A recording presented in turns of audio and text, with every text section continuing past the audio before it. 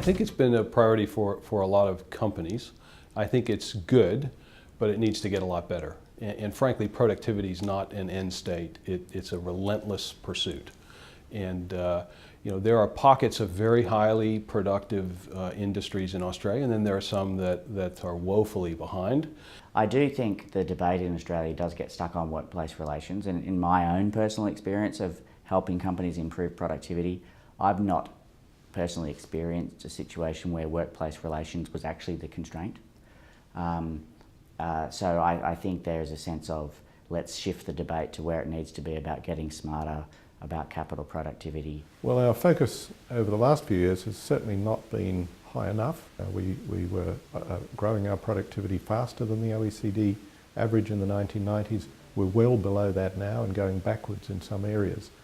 But the increased competitive pressures in the world economy, the aftermath of the GFC, but most particularly the changing nature of our commodities sector and the demand for our commodities is going to force us to look at other sources of growth. Productivity is always an important focus for a business in terms of the levers you pull.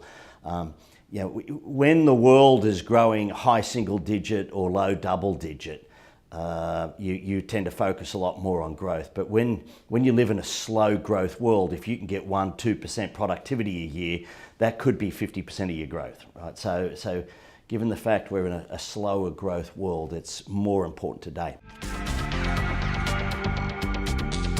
Look, there are multiple forces. I mean, some of those are obviously associated with the high cost of the Aussie dollar. So you have high energy costs and high raw material costs and high labor costs. And so the way you offset some of those high inputs is to get better productivity. And some of that is led through innovation. Analytics, I think we're in a position where we can be much smarter about making decisions both at the macro and the micro level, and the ability to translate, to kind of mine the data we have and turn that into actual insights and decisions, I think opens up a huge plethora of opportunities. Structuring technology, absorbing technology and combining it with an effective and coherent workforce policy is key. And to gain an effective workforce policy, we need effective management. So I'm currently of the view with that type of technology, what we generically call the industrial internet, we are on the cusp of some significant improvements in productivity. Certainly we're thinking of, rather than thinking of productivity as something that's finite, we're actually in a world where productivity is infinite. I think government can be a continuous convener, if we can, to bring together not just government, but workforces and unions, industry and companies, and couple all of that with really thoughtful inputs from the R&D and scientific community.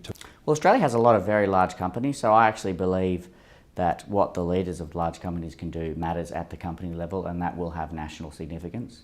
So reinventing your supply chain or improving the way that you do your activities actually does matter at the national level. That we need to encourage engagement of management with its workforce, information sharing, sharing of decision making, development of high performance teams, development of collaborative practices.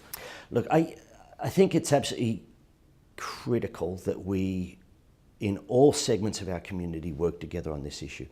It's not just businesses' responsibility, it's not just government's responsibility, it's not just our educational institutions or our research institutions. It is everybody's responsibility. We all own this.